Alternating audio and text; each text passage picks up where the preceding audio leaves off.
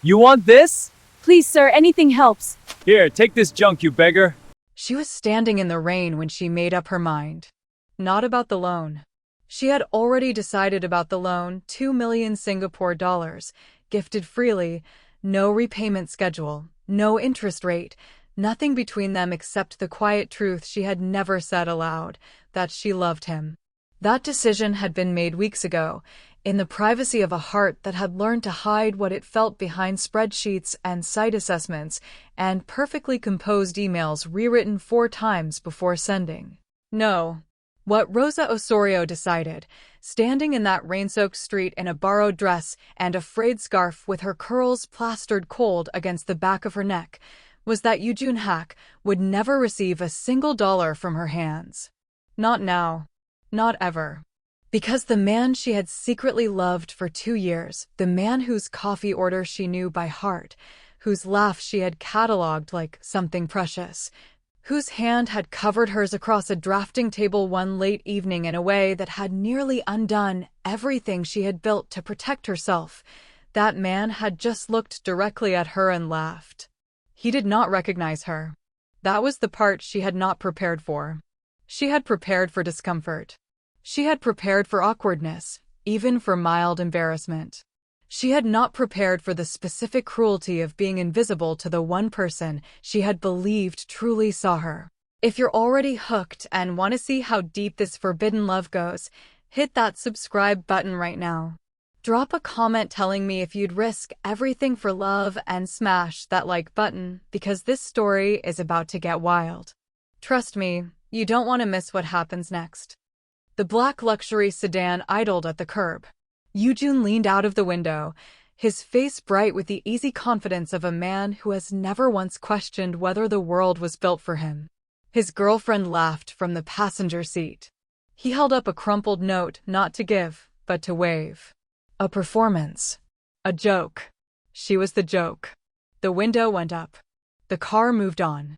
And Rosa Osorio, CEO of one of Singapore's most powerful architectural firms, winner of 3 government infrastructure awards, the woman whose personal number sat in the private contacts of the Ministry of Infrastructure chairman, stood alone on that street and felt something she had never felt before. Not heartbreak. She had survived heartbreak. This was colder. This was clarity. She would return to her 42nd floor office. She would dry off. She would send a single, formal, devastating email. And she would wait, because what was coming for Eugene was not a storm. It was a silence. And she had learned, from years of building structures that were meant to last, that silence, applied with precision, can bring down anything. Stay with me. Because the man who laughed at her in the rain had no idea. The beggar he had just humiliated held his entire future in her hands. And that is only where this story begins. The Singapore skyline did not intimidate Rosa Osorio. It inspired her. Every glass tower, every sweeping pedestrian bridge, every government complex that caught the late afternoon light and turned it gold, she had either built it, redesigned it, or been called in after someone else had failed to deliver. At 27 years old, Rosa was the CEO of Osorio Architectural Group, a firm she had grown from a 2-person studio in a rented Tanjung Pagar shophouse into one of the most decorated architectural consultancies in Southeast Asia. Her name was on government plaques she was too busy to visit. Her firm's signature was in the bones of buildings across the island, even when no one thought to credit her specifically. She had stopped caring about credit years ago. The work was the point. The work had always been the point. She had not been handed any of it. Rosa had arrived in Singapore at 19 from Bogotá, Colombia, carrying 1 suitcase, a full academic scholarship to the National University of Singapore, and the kind of ambition that does not announce itself at dinner parties, the quiet, load-bearing kind that simply keeps going after everyone else has gone home. She studied building codes the way other young women studied the people who interested them. She took on extra coursework. She worked construction site internships in the equatorial heat while her classmates were networking at rooftop bars. By 24, she had won her first government infrastructure contract, a result that had senior Singaporean architects twice her age rechecking the announcement because they were certain there had been an error. There had been no error. By 26, the Ministry of Infrastructure had added her personal mobile number to their emergency contact directory, a quiet, institutional acknowledgement that when something needed to be fixed, Rosa Osorio was the first call worth making. Chan Wei-lin, the ministry's chairman, had been one of the earliest people to recognize what she was. He had become one of her closest friends, not a romantic interest, not a professional patron with conditions attached, simply a man with the rare and undervalued ability to see brilliance in someone and choose to champion it rather than contain it. He had spoken for her in rooms she was not yet allowed to enter. She had never forgotten that. Rosa was constitutionally incapable of forgetting the people who had shown up for her, and she repaid loyalty with a consistency that made her word mean something in every room she walked into. She extended that same care to people who could offer her nothing in return. 3 community shelters in Singapore's less photographed neighborhoods operated partly on funding she provided without fanfare or announcement. When elderly residents were displaced by the relentless march of urban redevelopment, Rosa was sometimes the only person in a tailored blazer sitting with them in a community center, listening. She hired young architects from disadvantaged backgrounds and covered their professional certifications out of her own pocket, then refused to make a story of it. She did this because she believed, with the unshakable certainty of someone who had built her life on honest foundations, that the true measure of what a person had accomplished was not visible in their portfolio. It was visible in who they had remembered to bring along. This was not a calculated image. It was simply who she was. And it was precisely this attentiveness to how people treated the ordinary and the invisible, that had made her notice something specific about Eugene the first morning he had walked into her office. He had been recommended by a mutual contact in Seoul, brought in to consult on a structural project that had stalled. Rosa had noticed 2 things in the first 5 minutes. The first was that he was extraordinarily talented, the kind of precise, confident technical mind that was immediately apparent to anyone operating at her level. The second was that on his way through the reception area, he had stopped to compliment Farah, her receptionist, on the accuracy of the project files she had prepared. Not because anyone was watching. Not because it cost him anything. Simply because it was true and she deserved to hear it. Rosa had catalogued that. Filed it somewhere careful. She had not yet understood that even the most careful observations can be built on ground that was never as solid as it appeared. Eugene was the kind of man who made rooms feel smaller. Not through arrogance, at least not the obvious, announced kind that announces itself before a person finishes crossing the threshold. It was subtler than that. It was the energy of someone who had never once walked into a space and wondered whether he belonged there. He was 30 years old, lean and precise in the way that serious architects often are, with the kind of hands that looked equally built for drafting table work and something altogether less technical. He had spent the better part of a decade as one of South Korea's most sought-after construction supervisors, the kind of professional that competing firms tried to poach at industry dinners, the kind whose name in a project file made investors breathe easier before the first foundation was poured. His reputation in Seoul was built on a specific and valuable skill. He delivered impossible projects on impossible timelines, and he did it without the chaos that usually accompanied that particular brand of ambition. He had come to Singapore the first time for purely professional reasons. Rosa's firm had been brought in to rescue a high-rise, mixed-use development in the Marina South Corridor after the original architect had catastrophically miscalculated the soil composition of a reclaimed land site. The kind of foundational error that is expensive in every sense of the word. Eugene had been recommended for the structural supervision by a mutual contact in Seoul whose judgment Rosa trusted. She had agreed to the arrangement without meeting him first, which was unusual for her. She was precise about the people she brought onto her projects. She understood within the first hour why the recommendation had been so confident. They had stood together at 6 in the morning on a site, still soft with overnight rain, reviewing geological surveys spread across the hood of a site vehicle. And Rosa had experienced the rare and specific pleasure of talking to someone who was operating at the same frequency she was. He asked the right questions. He pushed back on 2 of her assessments with evidence rather than ego, and on both occasions he was correct. By the time the sun was fully up and the site crew had arrived, something between them had caught flame, not romantically, not yet, but professionally, which for people like Rosa and Eugene was in many ways more intimate. It was the beginning of the best kind of working relationship, one built on mutual respect that neither person had to perform. He came back 6 months later for another project. And then again after that.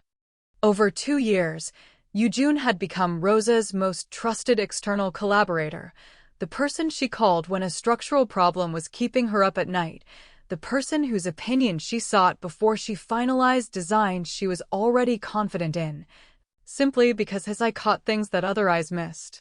He understood her design language with an intuition that should have taken years to develop and had somehow arrived almost immediately.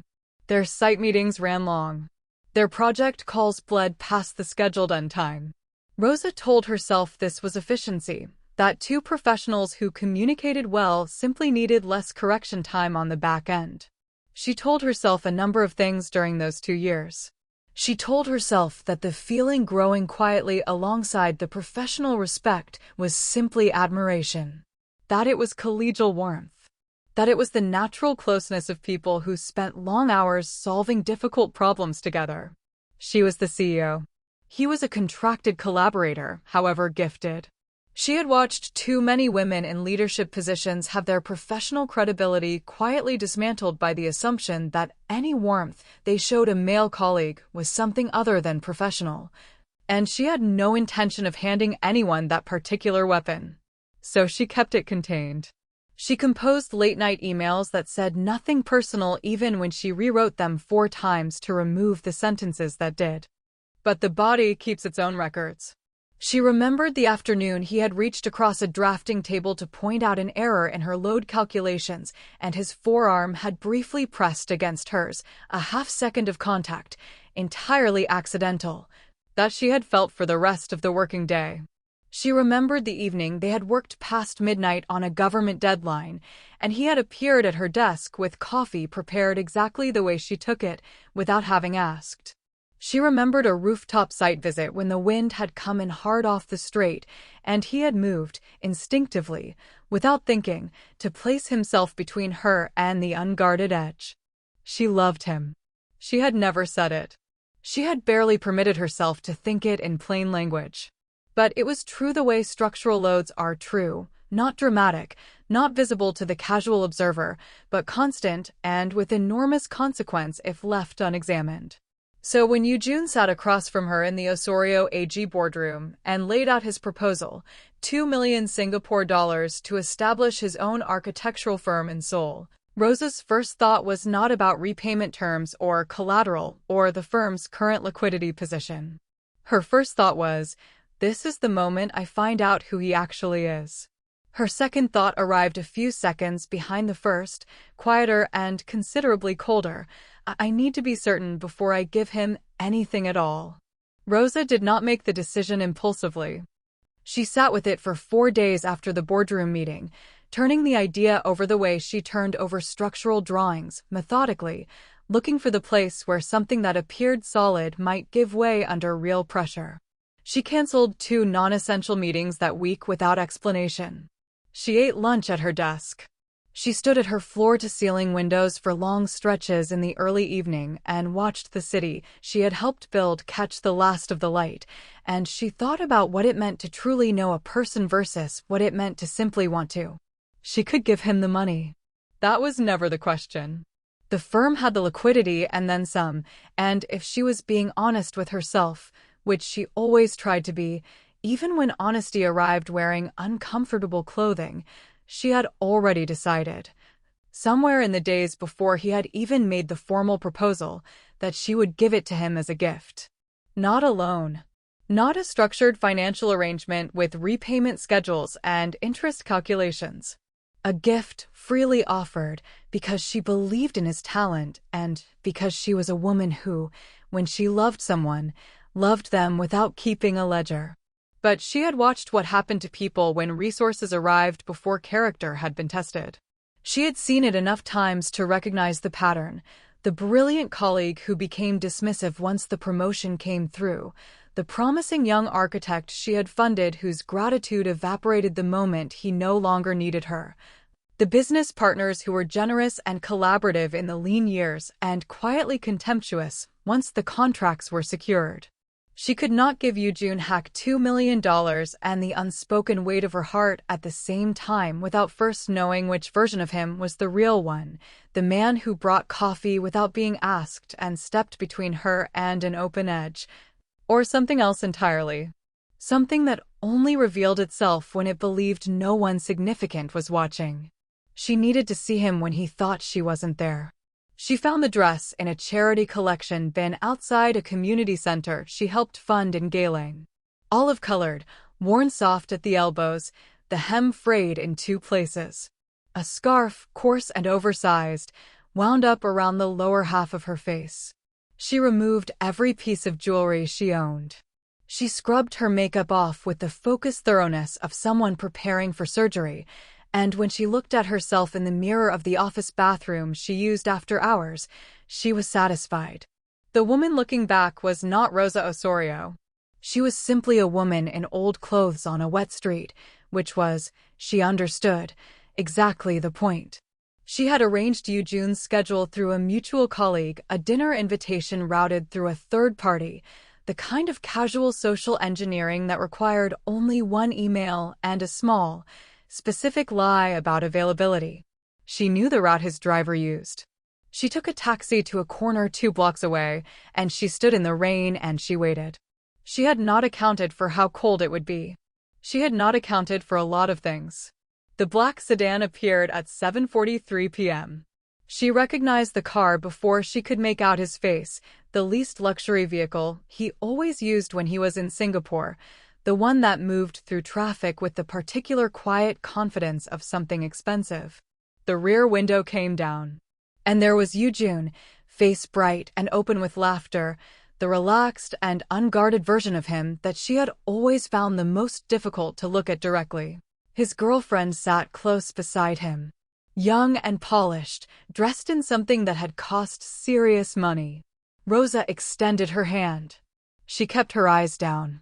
She made herself small in the way that the invisible learn to do, not crouching, not performing, simply becoming the kind of presence that expects nothing and therefore asks for very little space. Eugene's laughter shifted direction. He said something she couldn't catch beneath the sound of the rain. His girlfriend's laugh climbed higher. He held up what looked like a crumpled bill, not extended toward her, not offered, but raised and waved slowly, like a prop in a joke that only needed one audience member to land. The window went up. The car pulled away. Rosa stood on that street for a long time after the taillights were gone, rain moving through the beam of a street lamp above her, the city carrying on around her exactly as it always did. She had her answer. She wished, more than she had expected to, that she didn't. Rosa sent the email on a Tuesday morning at 9:43, before she had touched her coffee. She had drafted it the night before, sitting at her desk long after the building had emptied, and she had written it with the same care she applied to any document that carried significant consequence, precise, courteous, and entirely without warmth. After careful consideration of current firm commitments and capital allocation priorities, the request could not be accommodated at this time. She wished him well in his endeavors. She signed it with her full professional title, which she almost never did in correspondence with Eugene, because until 72 hours ago, they had not been the kind of colleagues who needed the reminder of hierarchy to know where they stood. Now they were. She did not offer an explanation. She did not propose an alternative timeline or a scaled-down arrangement. She did not suggest they meet for lunch to discuss it further, which would have been the natural thing, the humane thing, and which she understood he would have expected from her. She simply closed the door, cleanly and completely, The way you close a door on a room you have decided not to enter. His reply arrived in 53 minutes. She knew before opening it what she would find, and she was right. The sentences were professionally constructed, the tone carefully controlled, but Rosa had read enough of Eugene's writing over 2 years to know what his natural register looked and felt like, and this was not it. The easy warmth was gone. In its place was something measured and slightly stiff, the written equivalent of a person holding themselves very still. He thanked her for her consideration. He expressed his understanding of the firm's constraints. He said he hoped this would not affect the collaborative relationship they had built. He was confused. And underneath the confusion, she could feel the first edges of something he was not practiced in feeling, the particular disorientation of a man who has never seriously considered the possibility that a door might close on him. 3 days later, a follow-up email. Measured still, but the spacing between the sentences had changed in a way she noticed. A week after that, a message on the professional WhatsApp thread they shared with 2 other project contacts, careful in its phrasing, routed through the group rather than sent to her directly, which told her he was beginning to feel the texture of her silence and was unsure how to approach it head-on.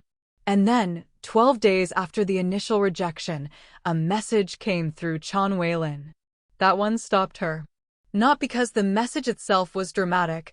Chan had relayed it with his characteristic neutrality, adding only his own quiet postscript, "Your call, Rosa. Always your call." But because she knew what it had cost Eugene to make that particular call. He was a proud man. Not insufferably so, but proud in the specific way of someone who had built his professional identity on being the person others came to, never the one doing the asking. Reaching out through Chan meant he had exhausted his other options and was willing to set the pride down briefly in the service of the need. That was not a small thing. Rosa read every message. She responded to none of them.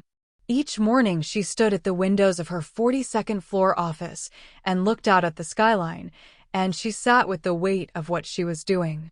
She was not a cruel woman. She had spent the better part of a decade making that true in active, consistent ways, the shelters, the mentorships, the quiet acts of care that she never spoke about in professional settings because she did not do them to be seen doing them. She knew who she was. But she was also a precise woman, and precision sometimes required the willingness to hold a difficult position without softening it prematurely. Eugene Hack had not hurt her physically. He had not committed some spectacular, unambiguous act of malice that would have been easy to name and simple to condemn. What he had done was smaller than that, and in some ways more revealing. He had laughed at a woman in the rain. He had made her the audience of a private joke she was not meant to survive with dignity intact. He had looked at someone invisible and found her funny, and he had done it easily, reflexively, without a moment of hesitation, which meant it was not an aberration. It was a habit so ingrained he had not even noticed he was performing it. That was the architecture of his character. Rosa had spent her career learning to read structures, to understand what a building would do under pressure long before the pressure arrived. She had built too many things and seen too many collapse to entrust her name to a foundation she already knew was compromised. What she had not fully prepared for was the cost of the silence on her own end. She had expected it to feel like control. And it did, but it also felt, in the long evenings when the office was empty and the city lights were coming on one by one across the water, like a particular kind of grief. The grief not of losing something, but of finally, clearly, seeing what had never actually been there. This was the part of the story Rosa would eventually tell only one person. Even then, she would tell it slowly, pausing in certain places not because she had forgotten the details. She had forgotten nothing, not a single detail, which was its own particular burden. But because some moments resist language the way certain materials resist load. You can describe the pressure. You cannot fully describe what it feels like to be the structure bearing it. It had happened 3 weeks before the rain. 3 weeks before the borrowed dress and the frayed scarf and the crumpled note held up like a prop in a joke she had not consented to be part of. 3 weeks before she stood on a wet street and understood, with a clarity that was almost architectural in its precision, that the man she loved and the man Eugene actually were not the same person. But she did not know that yet. Not that night. He had come to the office at 9 in the evening, which was not unusual. Late hours were the natural grammar of the way they worked together, the building quieting floor by floor around them while they remained at the desk, blueprints spread wide, the city performing itself in full through the glass wall behind her. Rosa had always found the office beautiful at that hour. The overhead lights dimmed to working level, the skyline doing what Singapore's skyline did best when no one was rushing past it, simply existing, luminous and enormous and indifferent to everything happening inside the glass. Eugene had let himself in with the access code she had given him 18 months earlier for a deadline week and never asked him to stop using. She had told herself at the time it was practical. She had told herself a great many practical things about Eugene over the preceding 2 years. They had been working through a set of revised structural overlays for the Marina South project, a final round of adjustments before the government review submission. The work was detailed and quiet, the kind that requires concentration rather than conversation. And they had been sitting across from each other at her desk for nearly an hour when Rosa looked up to ask a question about a load-bearing notation and found him already looking at her. Not at the drawings. At her. She registered the difference immediately, the way you register a shift in air pressure before you can name the weather that's coming. It was not the look of professional focus or collegial warmth or even the particular sharp attention he gave her when he thought she was about to make an error he needed to flag. It was something else. Something that had no business sitting in an architectural office at 9 in the evening between two people who had an 11 o'clock submission deadline and a combined professional reputation that neither of them could afford to compromise. And yet there it was, sitting between them like a third person in the room. He reached across the desk. His hand covered hers fully, deliberately, in a way that could not be misread as accidental. Rosa did not move. She did not pull away. She was aware of her own pulse in a way that felt almost clinical, the way you become aware of a structural system only when it is being tested. Her heart was doing something that no sensible load calculation would have approved. He said her name. Just that, just Rosa, but in a register she had never heard from him before. Quieter than his professional voice. More careful. The kind of careful that means the speaker is aware they are handling something that could break. It stripped the room of context, no firm, no title, no 2 years of deliberate professional distance carefully maintained. Just her name, said by him, in the way that names are sometimes said when what the speaker means is something far larger than the word itself. She had been one breath from answering. One breath from letting the careful architecture of everything she had constructed between feeling and action simply come down. And then her phone rang. Chan Wei-lin. An urgent question about a ministry submission deadline, the kind of call that could not go to voicemail, from the kind of person she could not ignore. She looked at the screen. She looked at Eugene. Something passed across his face that she would spend the following weeks trying to accurately name, and then he straightened, cleared his throat, and said something quiet and technical about the drawings in front of them, and Rosa answered the call.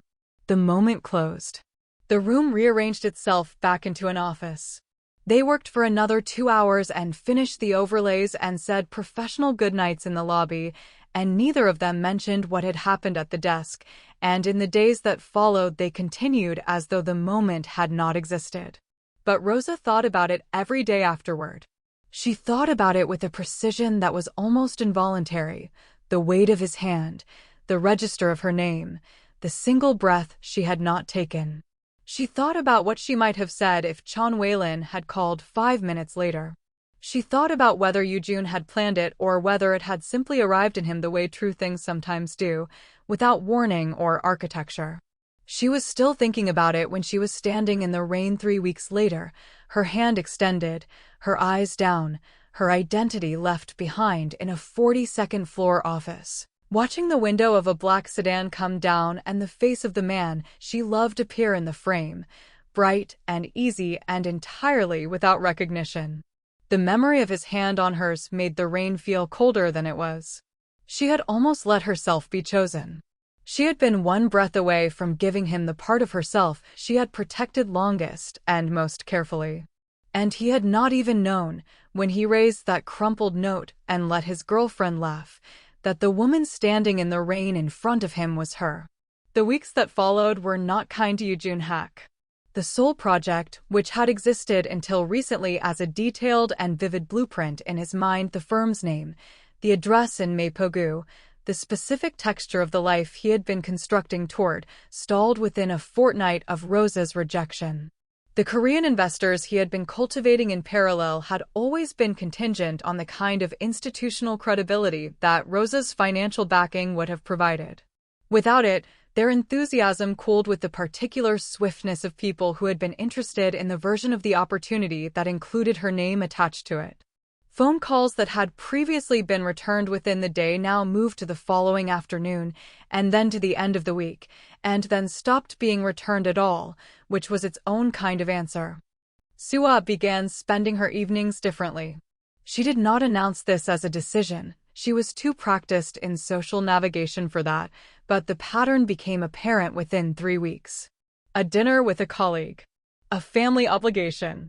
A friend visiting from Busan who required attention. Eugene understood what he was watching happen and said nothing about it, because to say something would have been to name it, and naming it would have required him to also name what it revealed about what she had been present for in the first place. The Gangnam apartment, which had felt like the antechamber of something larger, began to feel simply like an apartment. A well-appointed room in which a man sat and made calls that went unanswered. He was not built for this. That was the truth that the difficult weeks kept returning to, regardless of how he arranged his thinking around it. Eugene was exceptional at success. He was generous inside it, magnetic because of it, charming in the particular way of someone who has never seriously had to consider the possibility that the story might not go his way. Uncertainty, by contrast, made him rigid. It made him reach for control in the small places he still had it and hold on with a grip that sometimes left marks.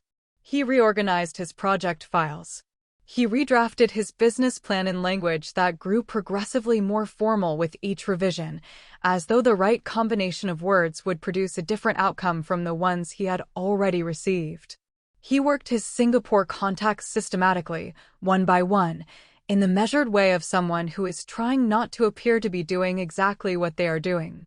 What he received in return was the diplomatic vagueness of the professionally cautious, people who respected Rosa Osorio enough to say nothing against her judgment and knew too little of the situation to say anything useful in his favor. He read their careful non-answers correctly. She had not spoken against him. She had simply decided, and her decisions, in the circles where both their names carried weight, were treated as complete. 6 weeks after the email, he booked a flight to Singapore. He did not tell Rosa he was coming. He had decided, in the particular logic of a man whose other options had narrowed considerably, that presence would accomplish what correspondence had not, that standing in the same room as her would restore some dynamic that written words had failed to reach. He presented himself at the reception of Osorio Architectural Group on a Tuesday morning in a jacket he had pressed himself the night before, carrying the composed and careful energy of someone working hard not to look like what they were, which was desperate. Farah saw him from the reception desk and sent Rosa a message before he had finished signing the visitor log. "He's here. What would you like me to say?" Rosa read it. She set her phone face down on the desk and looked at the government site assessment open on her screen, and she sat with the question for a long, still moment. Then she picked the phone back up. "Tell him I'm in an external meeting. Offer him coffee and give him somewhere comfortable to sit. If he asks how long, you don't know." She was not in an external meeting. She was at her desk, in her office, 42 floors above the lobby where Eugene was now accepting a cup of coffee from a woman he had once charmed on his way through to see someone else. Rosa worked. She reviewed site gradient calculations and annotated a contractor report and responded to 2 ministry emails, and she let 45 minutes pass with the patience of someone who has decided that time, applied correctly, is its own form of clarity. Then she took the elevator down. She appeared in the lobby unhurried, in a charcoal blazer and tailored trousers that communicated authority without announcing it, the particular elegance of a woman who had long since stopped needing her clothes to do the work her presence already did. She crossed the lobby toward him with the composed warmth of a CEO greeting a known professional contact, and nothing in her face suggested that anything between them had ever been more than that. Eugene, what brings you to Singapore? His expression moved through several things quickly. I think you know, Rosa. She smiled, the smile she used in rooms where she needed to be readable, as pleasant and legible as nothing else. Why don't we talk in the meeting room? She gave him an hour. She sat across the table and she listened with genuine attention, because Rosa was not the kind of woman who performed listening. She actually did it, even when the conversation was painful, even when she already knew every contour of what was being said. She asked considered questions about the Seoul firm's structural vision. She offered no explanation for the rejection. She did not acknowledge that anything had shifted between them, because to acknowledge a shift was to confirm that there had been a before, and she had decided that the before was no longer a room she was willing to enter. At the end of the hour she stood, extended her hand across the table, and told him she genuinely hoped things would work out. His handshake lasted a second longer than a professional one needed to. She noticed. She said nothing. He walked out of the building into the Singapore afternoon with the loan still unprovided and the explanation still withheld, and Rosa watched from the lobby window for a moment before turning back toward the elevator.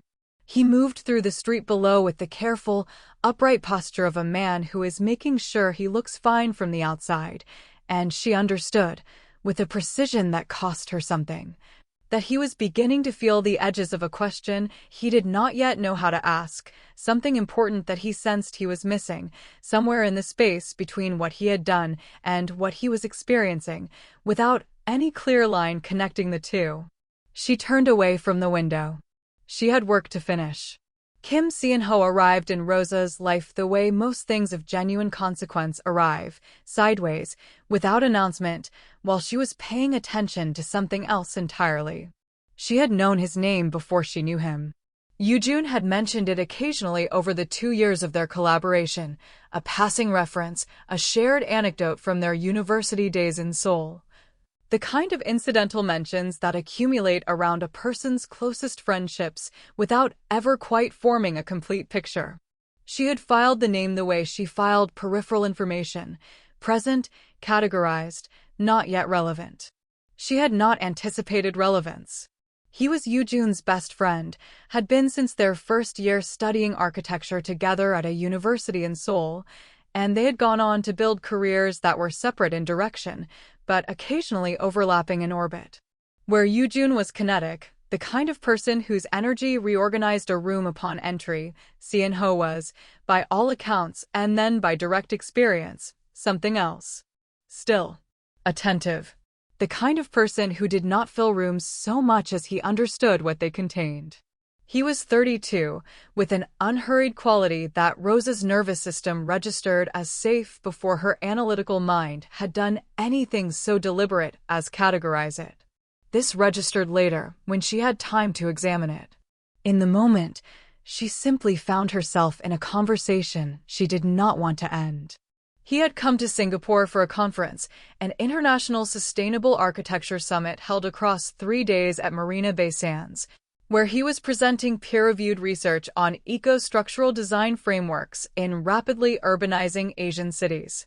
Rosa was on the same speaker panel, presenting on adaptive infrastructure integration in high-density public housing.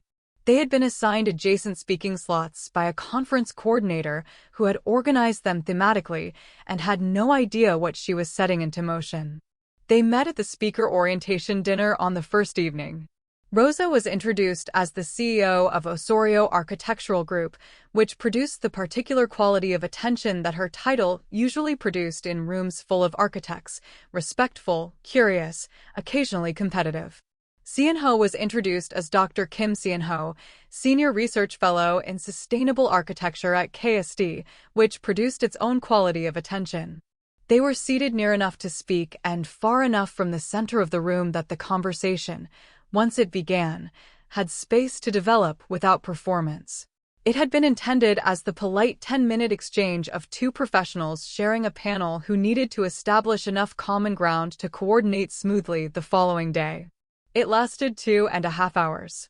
They talked about buildings the way Rosa had only ever talked about buildings, with people who understood that architecture was not a profession so much as a way of seeing, personally, specifically, as though every structure were a position on something that mattered.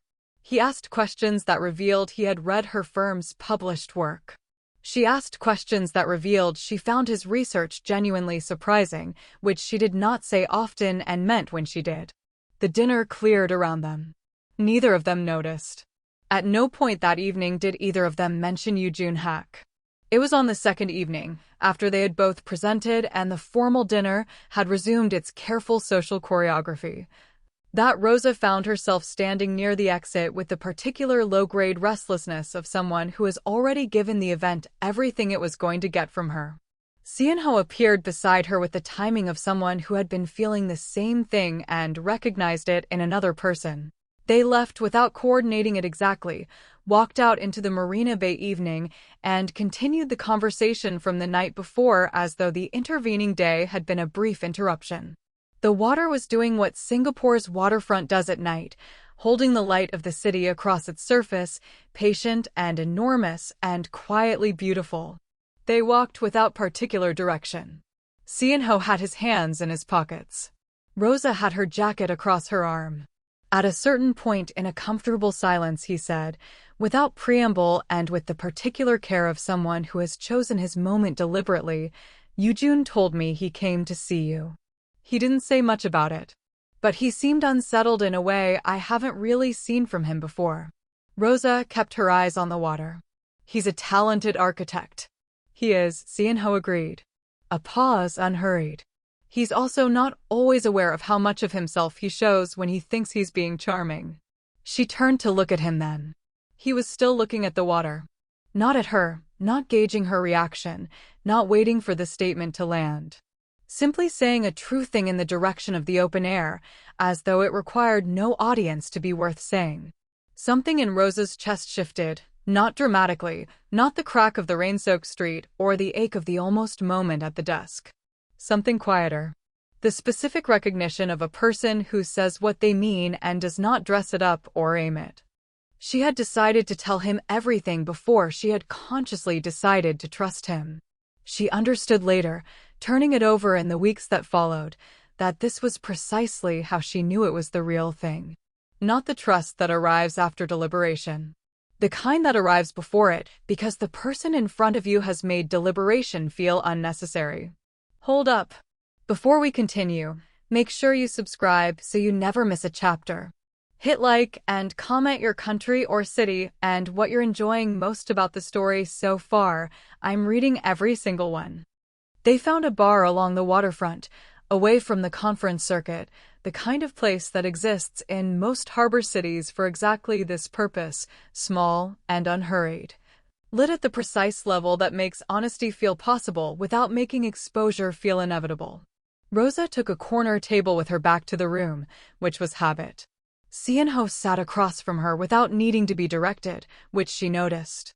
She ordered wine. He ordered water. And then, for the first time since she had stood on a rain-soaked street and watched a car window rise and felt something finalize inside her, Rosa told the whole story from the beginning. She started with the loan proposal. The boardroom meeting, the $2 million, the professional framing that had barely concealed the personal weight of what Eugene was actually asking. She told it without editorializing, the facts of it, laid out cleanly, and Cenho listened in the way she was already beginning to understand was simply how he listened, which was completely. Without the small performances of reaction that most people offer to signal their engagement. He was still. He was present. The distinction she was finding was significant. Then she told him about the test. She described the charity bin, the dress, the scarf wound up around her face. The taxi to the street corner. The particular quality of waiting in the rain when you are the only person on the street who knows what they're actually doing there. She described the car appearing at 7:43 in the evening and the window coming down and Eugene's face in the frame, bright and open and utterly without recognition. She described the sound of the laugh. The girlfriend. The crumpled note raised and waved in that slow, easy gesture that had no malice in it and somehow, because of that, carried more weight than malice would have. She described standing on the street after the taillights disappeared, not moving, the rain continuing its work around her with complete indifference to what had just happened. Cenho was quiet through all of it. When she reached the end of the rain, she stopped, and he did not rush to fill the silence, and she understood that he was giving her room to decide what came next. What came next was the part she had not told anyone. She hesitated, a genuine hesitation, not performed, and then she told him about the office. The late evening 3 weeks before the rain. The blueprints on the desk, the city through the glass, the moment when she had looked up and found him already looking at her with an expression that had no professional category. She told him about the hand across the desk, his palm over hers, warm and deliberate and impossible to misread. She told him about the way he had said her name, just her name, nothing attached to it, stripped of every title she had spent years earning, and what it had felt like to hear it said that way by that specific person. She told him about the breath she had not taken, the phone that had rung, the moment closing like a door that had not quite opened all the way. I almost let myself love him, she said. It was the first time the sentence had existed outside her own head, and it landed differently in the open air, smaller than it had felt in the keeping of it, and less catastrophic, and somehow more true for being said plainly. She looked at her wine glass. I had already decided to give him the money as a gift. Not a loan, not a structured arrangement. A gift. Because I believed he was the kind of person who deserved to have someone believe in him that way. Cenho was quiet for long enough that she looked up. He was not looking away from her, not processing privately, not preparing something careful and therapeutic to offer. He was simply sitting with what she had said, which was its own form of respect. Eugene grew up being told he was exceptional, he said finally. His voice was even, without judgment directed at her or defense constructed for his friend. He is exceptional. But exceptional and good are not the same category, and not everyone takes the time to figure out the difference. A pause. He doesn't know it was you. No. Are you going to tell him? Rosa considered this with the same quality of attention she gave to structural problems that had more than one solution and no obviously correct one. No, she said. Because if it comes from me, the lesson becomes about me, about what I saw, what I felt, what I decided. And then he spends his energy on the wrong thing entirely. Whatever he needs to understand, he has to arrive at it himself. Otherwise, it doesn't belong to him. Cenho nodded slowly. That's either very wise or very merciful. Maybe both, Rosa said. Or maybe I simply don't want to give him the satisfaction of knowing he hurt me. Cenho smiled at that, not the careful, sympathetic smile of someone managing her feelings, but a real one, sudden and brief, the kind that arrives when something honest is recognized by something equally honest. It changed his face in a way she had not seen yet and found she wanted to see again. He spent 2 months, Cenho said, trying to work out what he did wrong. He goes over the timeline, the emails, the meeting. He cannot locate it. He paused, and something shifted in his expression, careful now, deliberate. I think the most significant thing he ever did wrong was not seeing what was right in front of him. Not on that street. Another pause, quieter. Long before that. Rosa looked at him. Not the professional assessment she defaulted to, not the measured reading of a room she had spent years perfecting. She looked at him the way you look at something when you have stopped trying to figure out what it is and have simply allowed yourself to see it. She felt something move in her chest that was entirely unlike the cracking open she had felt in the rain. That had been a closing. This was something else. Something that made space rather than collapsing it. She did not say anything. But she did not look away.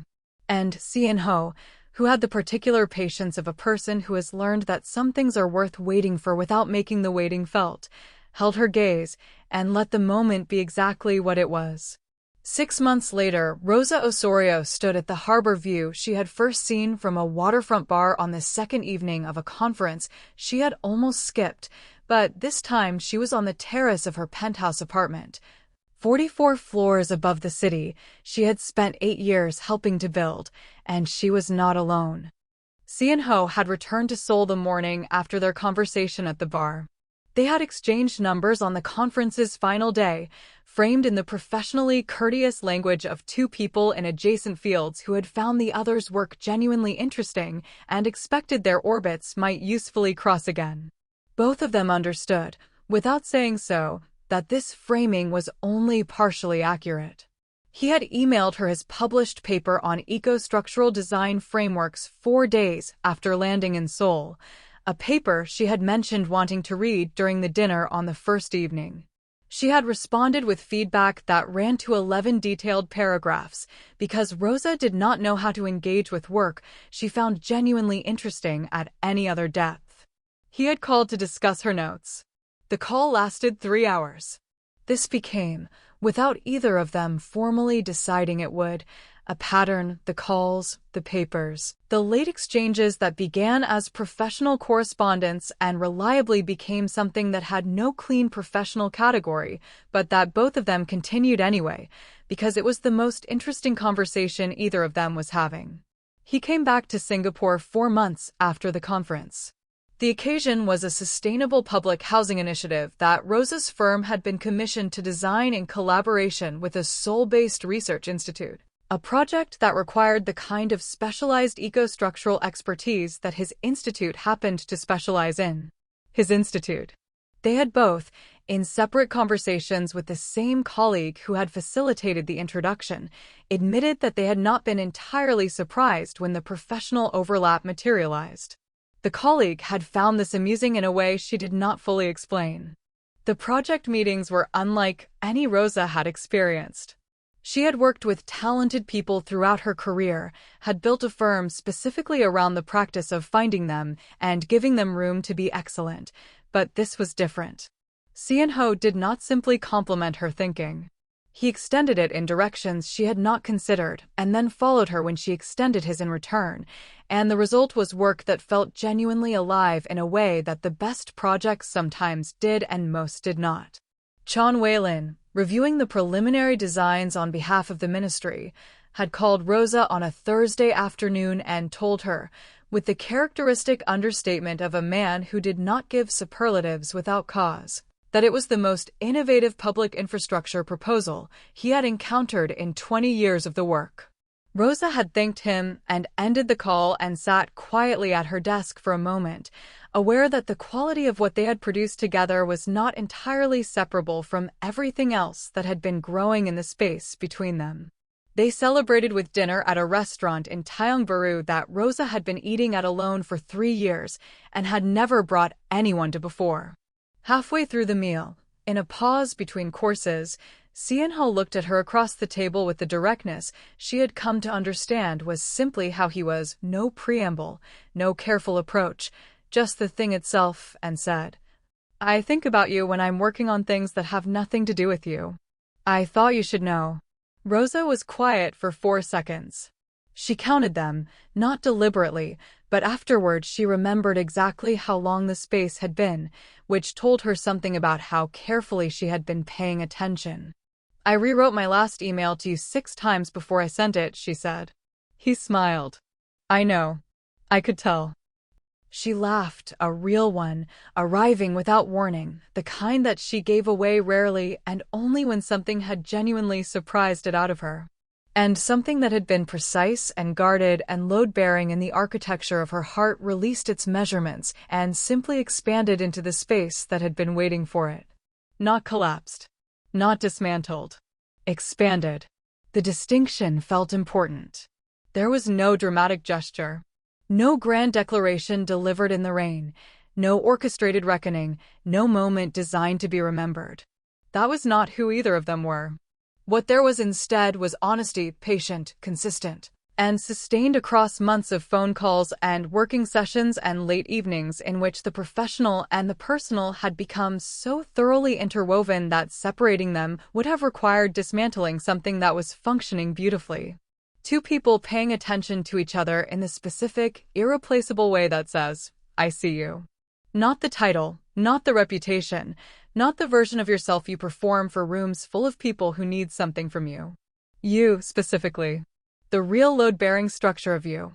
She told him about Eugene one more time, a few weeks into whatever they had become a shorter version, more settled in the telling, but complete.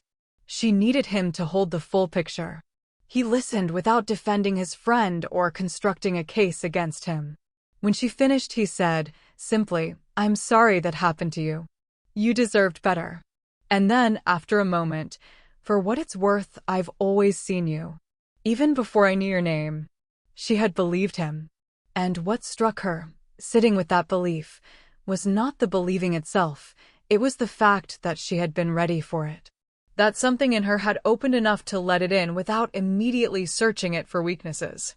As for Eugene Hack, he had eventually, in the slow and unglamorous way that genuine change tends to arrive, begun piecing together a different version of himself from the wreckage of the one that had stalled.